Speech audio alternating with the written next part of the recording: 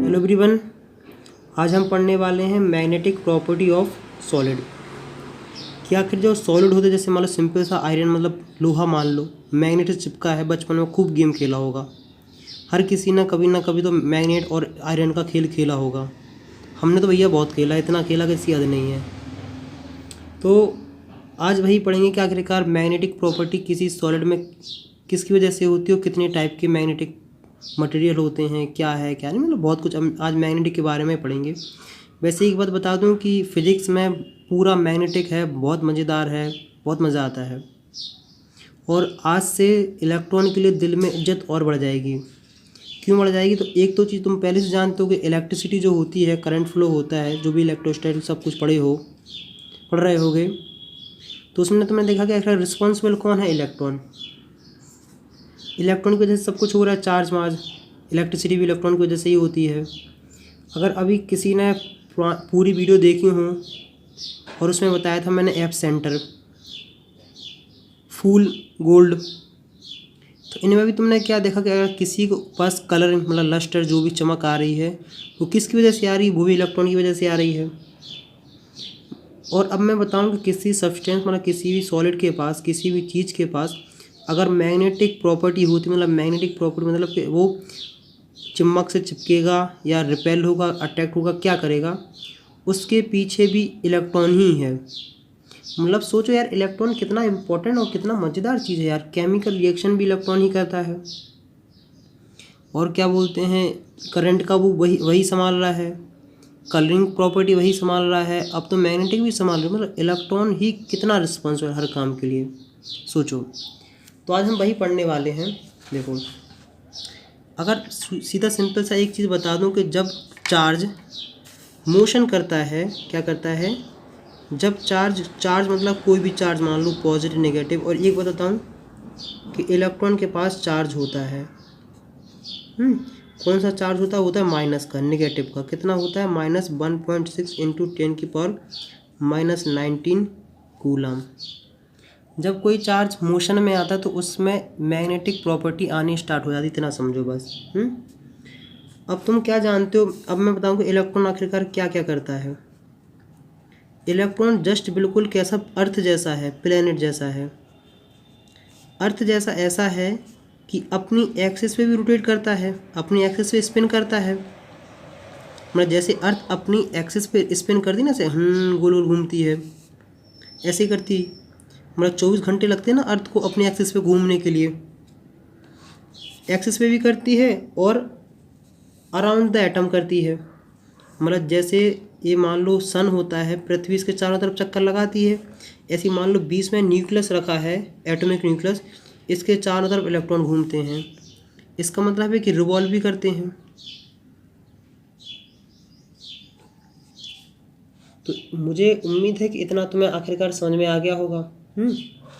हाँ, एक नई चीज़ आ रही है, वो आ रही है मैग्नेटिक मूवमेंट। मैग्नेटिक मूवमेंट इतना जान लो कि एक चीज़ होती है, जब मैग्नेटिक मूवमेंट एक चीज़ होती है वो इलेक्ट्रॉन में दो वजह से आ जाती है। मतलब मैग्नेटिक मूवमेंट इलेक्ट्रॉन में दो वजह से देखने को मिलता है। एक मिलता है ऑर्बिटल मोशन की वजह से। ऑर्बिटल मोशन देखो, इलेक्ट्रॉन ऑर्बिटल के चारों तरफ, इलेक्ट्रॉन न्यूक्लियस के चारों तरफ मतलब ऑर्बिटल मूव करते हैं। ऑर्बिटल के अंदर होते हैं electron. Orbital motion around the nucleus, या फिर यही मान लो कि ऑर्बिटल मोशन, या फिर एक रिवॉल्यूशन मान लो न्यूक्लियस। और क्या होता है? एक होता है स्पिन की वजह से, spin off electron around the on axis. अपनी एक्सिस पे क्या करता है? ये स्पिन करता है, ऐसे गोल गोल ऐसे घूमता रहता है, इसकी वजह से होता है। इसमें अपन ज़्यादा नहीं पढ़ेंगे, बहुत सिंपल सा पढ़ेंगे। देखो, मतलब अपनी एक्सिस पे रोटेट करने वाला ऐसा होता है, मान लो जो इलेक्ट्रॉन है ये अपनी एक्सिस पे ऐसे गोल गोल घूम रहा है, जैसे पृथ्वी घूमती है। अगर मान लो ऑर्बिटल वाला समझते हैं, जैसे मान लो ये न्यूक्लियस है, एक्सिस बना लेते हैं, इसके ऐसे चारों तरफ ऐसे घूम रहा है। क्योंकि ऑर्बिटल मोशन का मतलब तो ऑर्बिटल का मोशन हो रहा है, और तुम जानते हो कि ऑर्बिटल के अंदर इलेक्ट्रॉन होते हैं। अगर ऑर्बिटल तुमने पढ़े होंगे तो एस पी डी एफ इन सब में पढ़ा होगा, एस होता, पी होता, डी होता, एफ होता, ये सब ऑर्बिटल ही हैं। जैसे एस होता है, एस का एक ब्लॉक होता है, इसमें 2 इलेक्ट्रॉन आने की पॉसिबिलिटी है, मतलब मैक्सिमम 2 इलेक्ट्रॉन ही फिल किए जा सकते हैं। सब कुछ समझाएंगे, घबराओ नहीं। हाँ, अब देखो आज तुम्हें समझ में आएगा कि इन साइन का मतलब क्या होता था जो लगाते थे ना इलेक्ट्रॉनिक कॉन्फ़िगरेशन में। देखो इसका मतलब होता है कि जो मैग्नेटिक मूवमेंट है उसका डायरेक्शन अपवर्ड है। जैसे मान लो कि कोई चीज़ क्लॉकवाइज घूमती है तो उसका डायरेक्शन होता है अपवर्ड, मतलब अगर मान लो सॉरी एंटी क्लॉकवाइज। ये सोच लो अगर कोई इलेक्ट्रॉन अपनी एक्सिस पे एंटी क्लॉकवाइज रोटेट कर रहा हो तो ऐसा मतलब होता है, अगर कोई इलेक्ट्रॉन अपनी एक्सिस पे क्लॉकवाइज रोटेट होता है, स्पिन होता है, तो उसकी वजह से डाउनवर्ड होता है। एक चीज़ और बता दूं कि मैग्नेटिक मूवमेंट जो होता है वो एक वेक्टर क्वांटिटी है। क्या होता है? एक वेक्टर क्वांटिटी है। तो क्या मान लेते हैं, इसको मान लेते हैं पॉजिटिव अपवर्ड को, इसको मान लेते हैं नेगेटिव। तो जैसे अगर मान लो कोई ऑर्बिटल है जैसे एस, उसमें 2 इलेक्ट्रॉन हैं, इसकी वजह से पॉजिटिव है और इसकी वजह से नेगेटिव है, दोनों का वैल्यू कट के आंसर क्या आया है? 0। इसका भी मतलब समझाएंगे, इस हीरो का क्या मतलब है। तो बोर ने, जैसे मान लो एक है, इसे बोलते हैं बोर मैग्नेटॉन, इसे UV से हम लोग रिप्रेजेंट करते हैं। इसका जो फॉर्मूला होता है, मुझे हल्का फुल्का याद है, देखता हूँ सही है कि नहीं, कि H modified Planck constant 2m ये मास ऑफ इलेक्ट्रॉन, शायद यही है। हाँ बस यहाँ E लगा दो। देखो इसे बोलते हैं मॉडिफाइड प्लैंक कांस्टेंट, जो होता है H/2π के बराबर, सॉरी हाँ 2π के बराबर।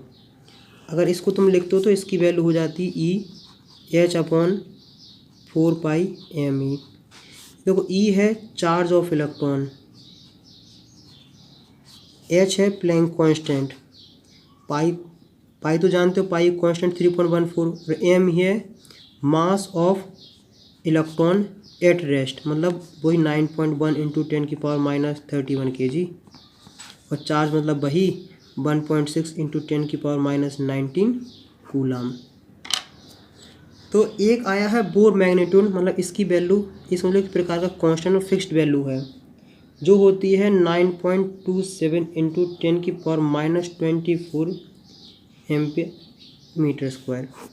अगर ये बात समझ में नहीं आई तो कोई घबराने वाली बात नहीं है। जैसे मान लो एक इलेक्ट्रॉन है, इसका मास होता है जैसे 9.1 इंटू 10⁻31 kg, इसका जो चार्ज होता है वो तो 1.6 into 10⁻31 kg, sorry -19 coulomb, 1% coulomb. और ऐसे ही मान लो एक होता है बोर मैग्नेटॉन, बोर मैग्नेटॉन मान लो होता है इतना, मतलब एक इलेक्ट्रॉन के पास बोर मैग्नेटॉन इतना होता है। ये बेसिकली वेक्टर क्वांटिटी है, तो अपवर्ड वाले को हम पॉजिटिव मानते हैं और डाउनवर्ड वाले को हम नेगेटिव मानते हैं। इसकी वैल्यू तुम्हें दोनों देखने को मिलेगी, पॉजिटिव और नेगेटिव। तो मुझे उम्मीद है बोर मैग्नेटॉन ज़्यादा नहीं समझना है। जैसे मास है, चार्ज है, वैसे ही एक बोर मैग्नेटॉन भी एक चीज़ है। मतलब अगर तुमसे कोई पूछे कि इलेक्ट्रॉन का बोर मैग्नेटॉन कितना हो, तुम कहोगे 9.27 × 10⁻14 एम्पियर मीटर स्क्वायर। जब हम लोग फिजिक्स में पढ़ेंगे, इसे पूरा डिटेल में पढ़ेंगे, तुम खुद ड्राइव करोगे, इसमें कोई बड़ी बात नहीं होती है, बहुत आसान टॉपिक है। तो थोड़ी प्रैक्टिस करा दे। जैसे मान लो एक इलेक्ट्रॉन ऐसा है, एक इलेक्ट्रॉन ऐसा है, एक इलेक्ट्रॉन ऐसा है और एक इलेक्ट्रॉन ऐसा है। तो अगर तुमसे पूछ लिया जाए कि बताओ बोर मैग्नेटॉन कितना होगा, तो इनका कितना हो जाएगा, 9.27 इंटू 10⁻14 इंटू 4 कर दो, डाउनवर्ड वाले को माइनस कर दो। मतलब सिंपल सा है, कोई बड़ी बात नहीं कि एक डायरेक्शन वालों को ऐड कर दिया जाता है, अपोजिट डायरेक्शन वालों को माइनस कर दिया जाता है। बोर मैग्नेटॉन ज़्यादा परेशान नहीं होना है, इतना समझ लो कि जब कोई इलेक्ट्रॉन अपनी स्पिन पे, अपनी एक्सिस पे स्पिन करता है, तो उसकी वजह से जो मैग्नेटिक मूवमेंट आता है, जो मैग्नेटिक मूवमेंट बनता है, उसको बोलते हैं बोर मैग्नेटॉन। मतलब एक इलेक्ट्रॉन का magnetic movement at axis is known as Bohr magneton. देखो बेटा, ज़्यादा परेशान नहीं होना है। अगर जो पहले कभी कुछ भी समझ में नहीं आया तो ज़्यादा परेशान नहीं हो। मेरा सिर्फ वहाँ इतना बताने का मतलब था कि जो मैग्नेटिक प्रॉपर्टी है, जो भी मैग्नेटिक चीज़ आ रही है किसी भी चीज़ में, जैसे आयरन का पीस हुआ, कोई पीस हुआ, मतलब कौन आयरन से कौन मैग्नेट से चिपकेगा, कौन नहीं चिपकेगा, वो सब इलेक्ट्रॉन की वजह से था। इतना ही मेरा बताने का था। और दूसरा बताने का था कि जो बोर मैग्नेटॉन है, जो लिखा है 9.27 × 10⁻⁻24 एम्पियर मीटर स्क्वायर, मुझे ये बताना था कि किसी एक इलेक्ट्रॉन के स्पिन करने की वजह से इतना मैग्नेटिक मूवमेंट होता है। दो ही चीज़ याद रखनी थी। तो हम लोगों ने अभी क्या देखा कि कोई सब्सटेंस होता है, मतलब कोई सॉलिड चीज़ होती है, उसमें मैग्नेटिक प्रॉपर्टी भी होती हैं। तो हम लोगों ने ऐसा किया कि मैग्नेटिक के बेसिस पे क्या किया, मैग्नेटिक के बेसिस पे हमने मटेरियल को डिवाइड कर दिया। अभी हम लोगों ने अगर सॉलिड स्टेट की स्टार्टिंग पढ़ी होगी, तुमने क्या देखा होगा कि मटेरियल जितनी भी सॉलिड चीज़ थी उनको हमने पार्टिकल्स के अरेंजमेंट के बेसिस पे हम लोगों ने क्या किया था, डिफाइन किया था कि कौन अमॉर्फस होगा, कौन सॉलिड क्रिस्टलाइन होगा। फिर और भी हम अंदर आते गए। वहाँ पर माइंड मैप दे दूंगा, तो उसमें घबराने वाली बात नहीं। माइंड मैप से जल्दी आसान भी चीज़ होती है, एक साइंटिफिक तरीका है माइंड मैप। वहाँ बताऊंगा तो हर चीज़ तुम्हें आराम से याद हो जाएगी। देखो, अब हमें मतलब पढ़ना है कि बेसिकली एनसीईआरटी में लिखा गया है कि 5 पार्ट में डिवाइड किया गया है। कितने पार्ट में डिवाइड किया है 5 कैटेगरी में डिवाइड किया है। जितने सब्सटेंस होते हैं, paramagnetic, diamagnetic, ferromagnetic, antiferromagnetic, ferrimagnetic. तो देखो, मतलब पैरा, डाया, अगर किसी ने तो कभी गलती से पढ़ा हो तो 11वीं क्लास में तुम्हें कुछ इस पैरा डाया पढ़ा होगा। और फिर है एक फेरो, और फिर है एंटी फेरो। एंटी फेरो सारे कराऊंगा, चिंता नहीं करो। एक होता है फेरी मैग्नेटिक। तो हम सबसे पहले स्टार्टिंग करते कहाँ से, हम लोग स्टार्ट करते हैं पैरामैग्नेटिक से। पैरामैग्नेटिक से कर लें चाहे डायमैग्नेटिक, चलो डायमैग्नेटिक से करते हैं। देखो, डायमैग्नेटिक, आखिरकार डायमैग्नेटिक मटेरियल कौन कौन से होते हैं। उससे पहले मैं तुम्हारे दिमाग में एक चीज़ सेट और कर दूं। मैंने बताया था कि अगर इलेक्ट्रॉन ऐसे और ऐसे हों, एक अपवर्ड स्पिन कर रहा हो, एक डाउनवर्ड कर रहा हो, मतलब एक एंटी क्लॉकवाइज कर रहा हो और एक कर रहा हो क्लॉकवाइज, तो इसका ओवरऑल मैग्नेटिक मूवमेंट 0 हो जाता है। मैग्नेटिक मूवमेंट 0 होने का मतलब दूसरी भी इसकी मैग्नेटिक प्रॉपर्टी भी 0 हो जाएंगी। देखो, अब यहाँ समझते हैं डायमैग्नेटिक। इसको याद करा कैसे जाते हैं, क्योंकि डायमैग्नेटिक, पैरामैग्नेटिक बच्चे बहुत ज़्यादा परेशान होते हैं। मैंने याद ऐसे सीखे थे डाया मतलब होता है 2। मतलब डायमैग्नेटिक मटेरियल वो मटेरियल कहलाते हैं जिनमें इलेक्ट्रॉन पेयर्ड में हो। और तुम जानते हो पेयर्ड मतलब क्या होता है, जोड़ा। मतलब दो लोगों का जो पेयर होता है उसे हम जोड़ा पेयर्ड बोलते हैं। मतलब दो लोग अगर एक साथ हो तो उसे हम पेयर्ड बोल देते हैं। तो डायमैग्नेटिक कौन से मटेरियल होते हैं, वो मटेरियल होते हैं जिनमें इलेक्ट्रॉन पेयर्ड में हो, उन्हें डायमैग्नेटिक बोलते हैं। तो सबसे पहले क्या लिखते हैं हम लोग, उसकी लिख लेते हैं डेफिनेशन। तो ये रही सस्ती सी सिंपल सी डेफिनेशन। क्या रही सस्ती सी सिंपल सी definition, substance which are weakly repelled by the magnetic field are known as diamagnetic substance. देखो, अपन तो ऐसा तो है नहीं सके कि अपन इलेक्ट्रॉन जाके देखें किसी एटम में कि किसी मॉलिक्यूल्स में कि NaCl में इलेक्ट्रॉन पेयर्ड में है कि अनपेयर्ड में कैसे है।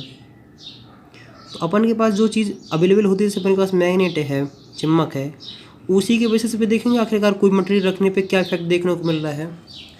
तो जैसे मान लो ये अगर चुंबक है, क्या है ये, आयरन मतलब चुंबक है, मैग्नेट है। आयरन का अगर तुम पीस इसके पास रखो तो क्या होता है, अट्रैक्ट होता है। जबकि अगर तुम NaCl मतलब नमक का टुकड़ा रखोगे ना, नमक का टुकड़ा, तो क्या ये रिपेल होगा, ये दूर भागेगा। तुम चुंबक इसके पास लाओगे, ये ऐसे दूर भागता जाएगा। ये पता क्या कहेगा, ये कहेगा कबड्डी कबड्डी कबड्डी कबड्डी कबड्डी कबड्डी कबड्डी कबड्डी, समझे। तो ये दूर दूर भागता जाएगा। डायमैग्नेटिक, अब मैं बता चुका हूँ कि इसमें डायमैग्नेटिक मटेरियल जो होते हैं उनमें इलेक्ट्रॉन पेयर्ड में होते हैं। पेयर्ड में मतलब होता है कि नंबर ऑफ इलेक्ट्रॉन जो तुम्हें देखेंगे पूरे पेयर्ड, मतलब अगर एक ऐसा है तो एक ऐसा है, पेयर्ड में मिलते हैं। और अगर चीज़ पेयर्ड में हो तो मैंने बताया कि अगर एक अप एक डाउन हो तो इनका मैग्नेटिक मूवमेंट खत्म हो जाता है, मैग्नेटिक मूवमेंट जीरो हो जाता है, जिसकी वजह से मैग्नेटिक प्रॉपर्टी भी जीरो हो जाती हैं।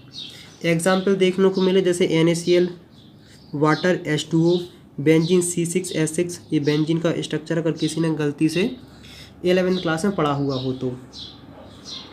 अब दूसरी चीज़ क्या आती है, वो आती है पैरामैग्नेटिक। इतना चीज़ समझ में आ गया कि नहीं? आखिरकार डायमैग्नेटिक क्या होते हैं, पैरामैग्नेटिक क्या होते हैं।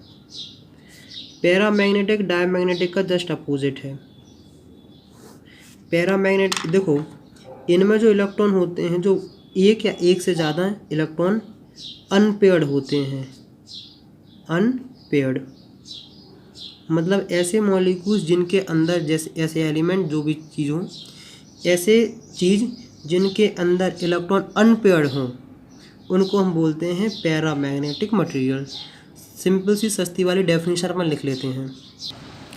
देखो ये रही अपने पास सस्ती सी गरीबों वाली डेफिनेशन कि substance which have permanent magnetic dipole movement are attracted by magnetic field are known as a paramagnetic material. इतना तो तुम्हें समझ में नहीं आया होगा, है परमानेंट डाइपोल मूवमेंट। रटने वालों के हम कुछ भी नहीं कह सकते, क्योंकि रटने के लिए तो कुछ भी रटते रहो। आखिरकार 11वीं क्लास में हो, 12th स्टैंडर्ड में हो, तो तुम्हें उस चीज़ का मतलब भी पता होना चाहिए। अगर इतना नहीं आया समझ में कोई दिक्कत नहीं। सब्सटेंस विच हैव, सब्सटेंस यहाँ से इतना हटा सकते हो, देखो सब्सटेंस विच, इतना भी हटा दो। Substance which are attracted by magnetic field are known as a paramagnetic material. एक चीज़ इसमें एक और ऐड कर देना कि in this material the one या मोर इलेक्ट्रॉन आर अनपेयर्ड। बस इतना, डायमैग्नेटिक और पैरामैग्नेटिक इतनी डिफरेंस है कि डायमैग्नेटिक जो होता है रिपेल होता है, जबकि पैरामैग्नेटिक अट्रैक्टेड होता है। डायमैग्नेटिक में पेयर इलेक्ट्रॉन होते हैं और इसमें अनपेयर्ड इलेक्ट्रॉन होते हैं। एक बात याद रखना, जैसे TiO2, ये तुम्हें क्या लगेगा, ये तुम्हें लगेगा डायमैग्नेटिक, क्योंकि अगर तुम इसमें पेयरिंग करने जाओगे इलेक्ट्रॉन की तो तुम्हें सारे पेयर्ड मिल जाएंगे, डायमैग्नेटिक लगेगा। लेकिन ये पैरामैग्नेटिज्म प्रॉपर्टी शो करता है। पैरामैग्नेटिज्म मतलब है कि ये मैग्नेट इसके पास में रखो तो मैग्नेट से चिपकने को जाएगा, मैग्नेट से दूर नहीं भागेगा। क्यों चिपकेगा? क्योंकि इसमें प्रॉपर्टी है नॉन स्टोचियोमेट्री। नॉन स्टोचियोमेट्री में जहाँ मैंने इम्परफेक्शन इन सॉलिड समझाया था, वहाँ बहुत अच्छे समझाया था कि क्या होता है इसका मतलब। अगर नहीं आता तो वहाँ जाके एक बार देख लें कि उसका मतलब क्या होता है। फिर भी बता दूं कि जब number of positive charge and negative charge का रेशियो सेम नहीं होता है आइडियल फार्मूले से, तब जाकर उसे नॉन स्टोचियोमेट्री बोलते हैं। अब जो तीसरा टाइप का पढ़ने वाले हैं, जहाँ से तुम्हें फील आना स्टार्ट होगी, क्योंकि आखिरकार तुम सोचो कि यार NaCl में कहाँ से आने लगा है, कॉपर ऑक्साइड में कहाँ से मैग्नेटिक प्रॉपर्टीज होने लगी है। अब जो हम लोग तीसरे टाइप का पढ़ने वाले हैं वो है फेरोमैग्नेटिक। क्या पढ़ने वाले हैं? Ferromagnetic substance. आखिरकार फेरोमैग्नेटिक मटेरियल किसे बोलते हैं? अब एक चीज़ याद रखना कि जो कॉपर ऑक्साइड को तुमने क्या किया, मैग्नेटाइज किया है। मैग्नेटाइज मतलब होता है कि ये चुम्बक की तरह वर्क करेगा, लेकिन कब तक वर्क करेगा? जब ये किसी चुम्बक के प्रेजेंस में, मतलब मैग्नेटिक फील्ड में रखा हो। जैसे हम मैग्नेटिक फील्ड हटा देते हैं तो ये फिर से नॉर्मल हो जाता है, ये फिर अपनी चुंबकीय शक्ति खो देता है, मतलब मैग्नेटिक प्रॉपर्टी खो देता है। अब हम लोग बात करते हैं किसकी, वो है फेरोमैग्नेटिक। फेरोमैग्नेटिक की सबसे खास बात यह है कि स्ट्रांगली अट्रैक्टेड होता है। जैसे इसमें एग्जांपल है आयरन। जैसे ही तुम आयरन के बाद स्ट्रांगली अट्रैक्टेड मतलब कि बहुत जल्दी, मतलब स्ट्रांगली मतलब वो से बहुत चाहते चिपकने की। और दूसरी बात ये होती है कि इसके पास परमानेंट मैग्नेटिज्म होता है। परमानेंट, अभी समझाता हूँ कि आखिरकार परमानेंट मैग्नेटिज्म का मतलब क्या होता है।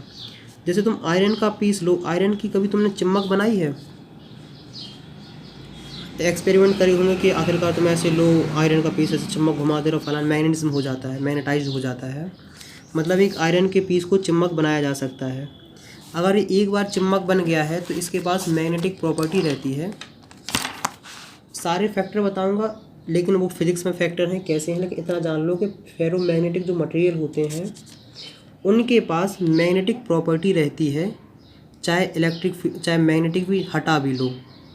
जैसे मान लो ये चुम्बक रखी थी, इसके बगल में हमने लोहा रखा, इसके बगल में रखे रखे रखे रखे ये भी चुम्बक की तरह चुम्बक आ गई इसमें, मतलब ये वाला लोहा दूसरे लोहा को अट्रैक्ट करने लगेगा, ये कहलाती है मैग्नेटिज्म।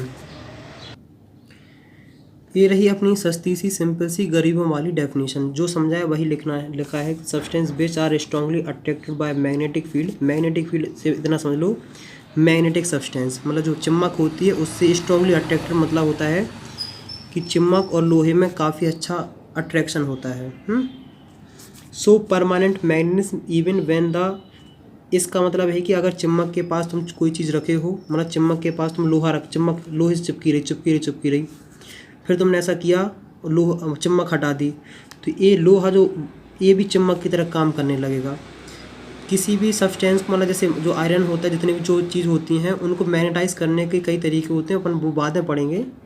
लेकिन इतना जान लो कि हमने सिंपल से बताया इतना कि अगर उसे मैग्नेटाइज मतलब उसमें चुम्बकीय शक्ति मतलब उसमें पावर आ जाए तो फिर वो परमानेंट मैग्नेट की तरह वर्क करने लगती है।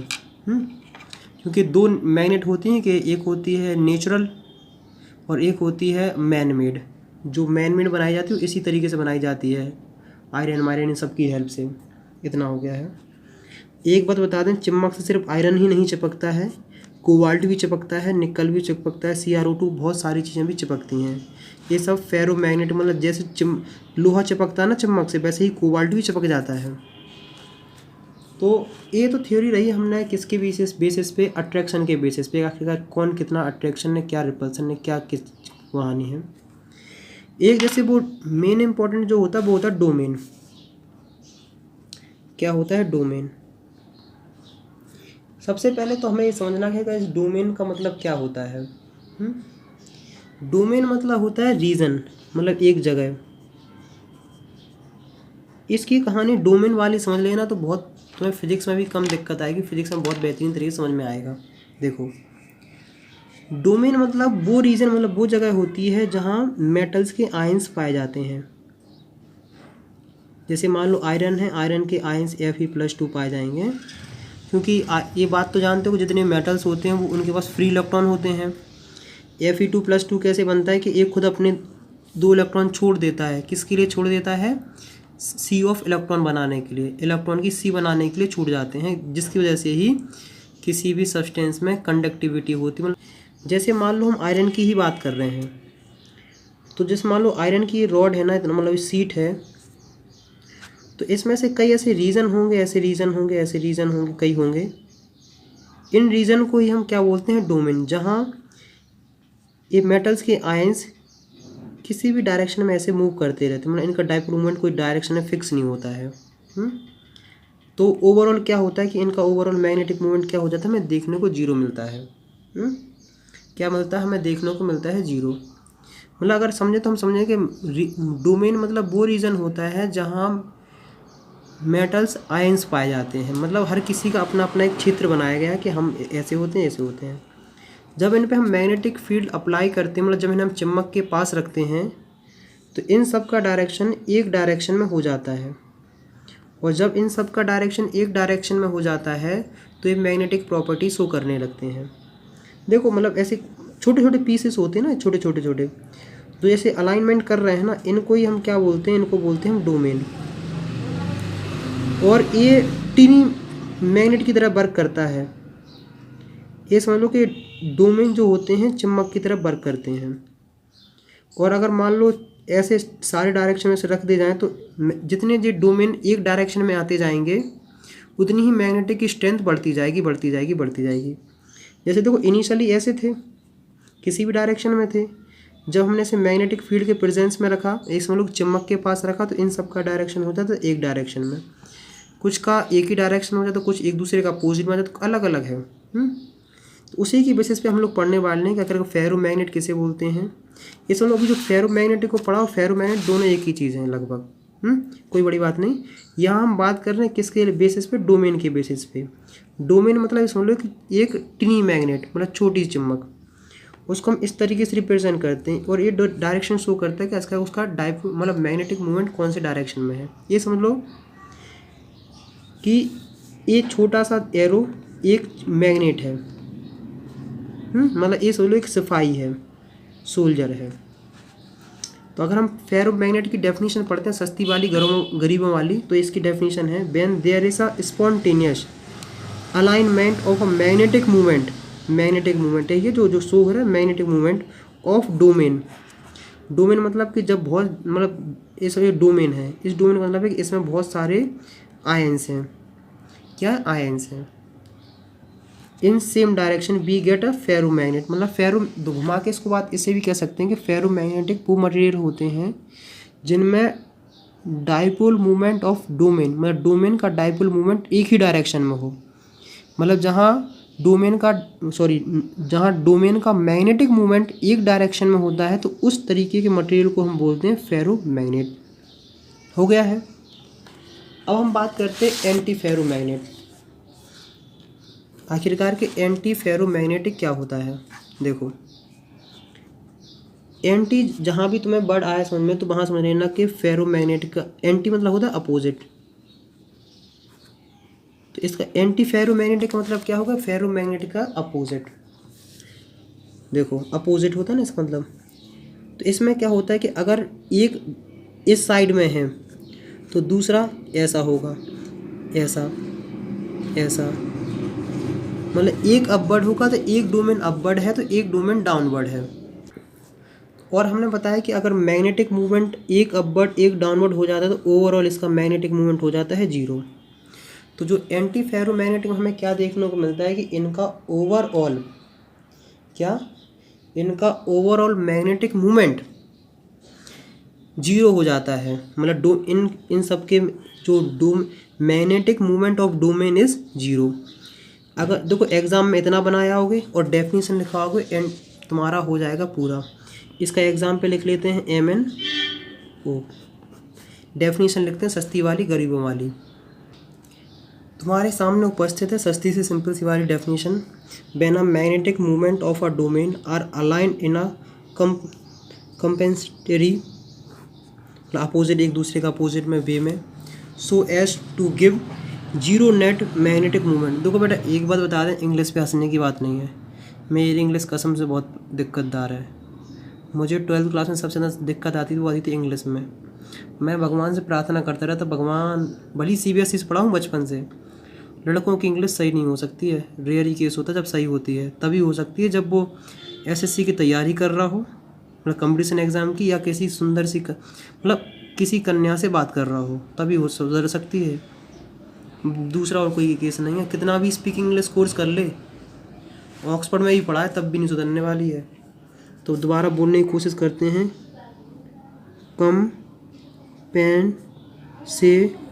कंपेंसेटरी जो भी हो, मतलब इसमें एक दूसरे के अपोजिट होते हैं। Ferromagnetism, when the magnetic movement of domain are aligned in a parallel and anti parallel direction in unequal number resulting net magnetic movement. देखो हम सबसे पहले बात करते हैं फेरोमैग्नेट में क्या क्या देख रहे थे कि सब एक डायरेक्शन में जा रहे थे। ये फेरो की बात हो गई। एंटी फेरो हो रही कि एक अगर अपवर्ड है तो एक डाउनवर्ड है, एक अपवर्ड है तो एक डाउनवर्ड है, मतलब जितना अपवर्ड उतना डाउनवर्ड। अब फेरोमैग्नेट मतलब इसमें कहने का मतलब ये है कि अगर मान लो दो लोग मतलब 3 लोग डाउनवर्ड हैं तो एक अपवर्ड हो जाए, मतलब सब एक ही डायरेक्शन में नहीं होना चाहिए। तो इसका कहने का मतलब है कि अगर मतलब ये ना फेरोमैग्नेटिक है ना ही एंटो फेरोमैग्नेटिक है, ये इन दोनों के बीच की स्थिति है जिसे बोलते हैं फेरोमैग्नेटिज्म। और ये चुम्बक से वीकली अट्रैक्टेड होता है, मतलब सबसे अच्छा अट्रैक्ट होता है वो होता है फेरोमैग्नेटिक, उसके कंपैरिजन में कम अट्रैक्ट होता है। अगर तुमसे एग्जाम्पल कोई पूछा जाए तो Fe3O4, दूसरे भी लेकिन इतना आसान है। देखो हमने क्या देखा, फेरोमैग्नेटिक, एंटी फेरोमैग्नेटिक और फेरोमैग्नेट। इनमें पैरामैग्नेटिक से एक खास प्रॉपर्टी है कि जो पैरामैग्नेटिक में नहीं है, वो ये है कि अगर इन्हें मैग्नेटाइज्ड करा जाए, मैग्नेटाइज्ड मतलब है कि अगर इसे मैग्नेटाइज्ड किया जाए, मतलब इसे चुंबक की शक्ति दी जाए तो चुंबक बन जाते हैं और ये परमानेंट चुंबक बने रहते हैं। लेकिन फेरामैग्नेटिक मटेरियल जो होते हैं उनको अगर तुम जब ये चुंबक के पास रहेंगे तब तो चुंबक की तरह वर्क काम करेंगे, लेकिन जैसे चुंबक से हटा लेते हैं वैसे ये पैरामैग्नेटिक नहीं करते हैं काम चुंबक की तरह। लेकिन ये तीनों करते हैं। लेकिन अगर इनमें से कोई भी सब्सटेंस, जैसे मान लो आयरन, अगर मान लो तुमने कहा कि तुमने एक चुंबक बना ली आयरन से, मतलब आयरन को तुमने चुंबक बना दिया, बन गई तुम्हारी चुंबक, बढ़िया लोहे मोहे सब चिपका रही है बिंदास तरीके से। लेकिन जैसे तुम इसे हीट के पास रखोगे ना, कहाँ रखोगे, हीट के पास, तो वैसे ही क्या करेगा, ये अपनी मैग्नेटिक प्रॉपर्टी खो देगा। मतलब जो चुंबक थी ना अभी, लोहा में कन्वर्ट हो जाएगी आयरन में दोबारा। फिर मतलब किसी से नहीं चिपकेगी, ये चिपकेगी लेकिन जैसे मान लो लोहे से नहीं चिपकेगी, पहले चिपक रही थी फिर नहीं चिपकेगी। मतलब इसने अपनी चुंबक की शक्ति खो दी है, इसे श्राप लग गया। जैसे कि आके मतलब हीट के पास भी इसे श्राप लगा, इसने अपनी चुंबक की शक्ति खो दी है बस। तो इसलिए कहा जाता है कि चुंबक को हीट से दूर रखना चाहिए, नहीं तो वो अपनी मैग्नेटिक प्रॉपर्टी खो देता है। जब हम फिजिक्स में पढ़ेंगे मैग्नेटिक तो हम वहाँ बहुत अच्छे से पढ़ेंगे, बहुत मज़ेदार तक पढ़ेंगे। तो यहाँ तक बताओ कि यहाँ तक पढ़ने में कैसा लगा और वीडियो कैसी लगी है। अगर यहाँ तक देख रहे हो तो एक काम कर सकते हो, कम से कम 3 फ्रेंड के साथ ये वीडियो ज़रूर से ज़रूर शेयर करें। नेक्स्ट वीडियो मिलते हैं नेक्स्ट टॉपिक के साथ, तब तक बाय बाय।